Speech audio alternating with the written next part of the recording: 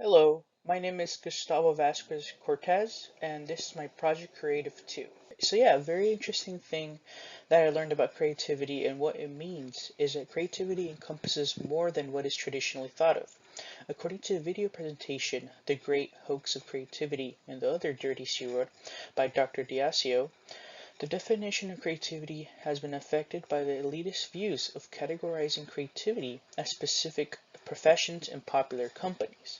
I have learned that creativity itself is very broad because creativity can be found anywhere, everywhere. It was very revealing to see that I have a creativity bias because I never thought to look at creativity in areas like antique motorcycle enthusiasts. Yeah, I really did find that interesting because I never really, took time to think of, well, this is seen as creativity by a lot of people, but, not the stuff that we usually don't consider. So that's really revealing to me, and I found that truly, really interesting. The most surprising myth was the myth relating to creativity as time progresses. The myth that I always believed, that I always thought was true, was that children are more creative compared to adults, and that throughout as time passes, that people would lose creativity.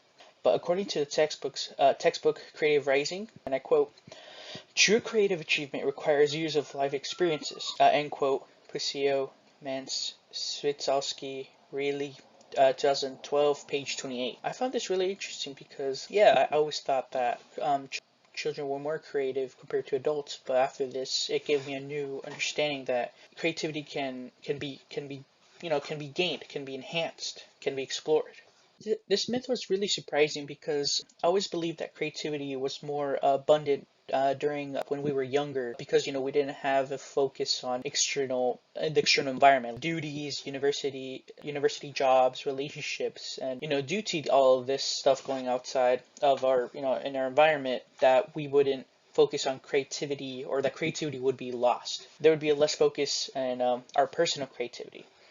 I was shocked to discover that creativity is gained through experience in life, and that instead of it declining, it actually grows. And this gave me a new perception of creativity because now I understand that creativity can be fostered, can be grown upon, and that you do need to be older. Or you don't have to be older to be creative, but being old does not give you a disadvantage to creativity, to being creative. So I really did find that interesting, and it was exciting to know.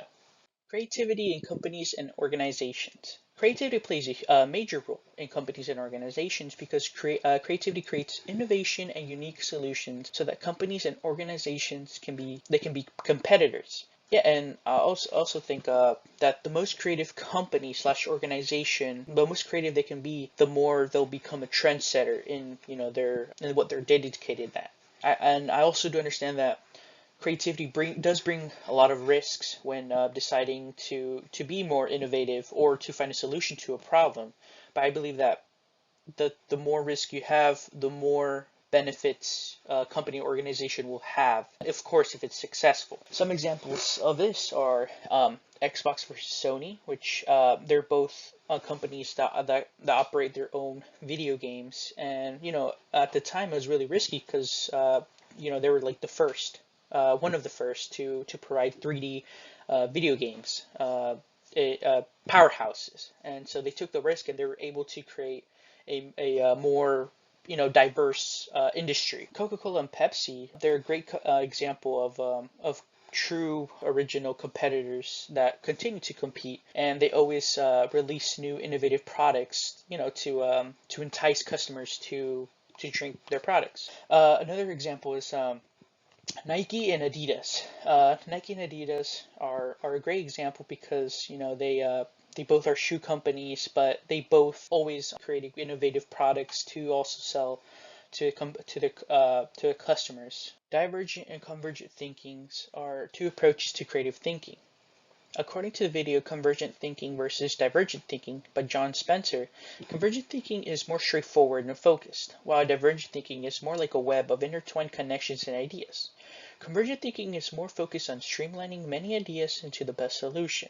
This way of thinking can be thought as a water bottle where the main body is big, but as you go up, the opening is smaller. Divergent thinking is like an aura of ideas that expands outwards and tries to find multiple solutions by taking risks and using obstacles as stepping stones.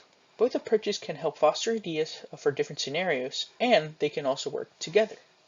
A real-life example can be Kyoto Palace. During the pandemic, many companies and restaurants needed to change their plan to adapt to what was happening, especially new upcoming companies/restaurants. Kyoto Palace in Plant City, Florida was a buffet that was about to open, but the pandemic struck and they weren't able to. Instead of waiting out the pandemic, they switched to an exclusive order menu, no dine-in delivery service, and recommended contactless pay. Due to this, they survived the pandemic and slowly eased restrictions, and today they have fully opened as a buffet. Here are my references. Thank you, and have a nice day.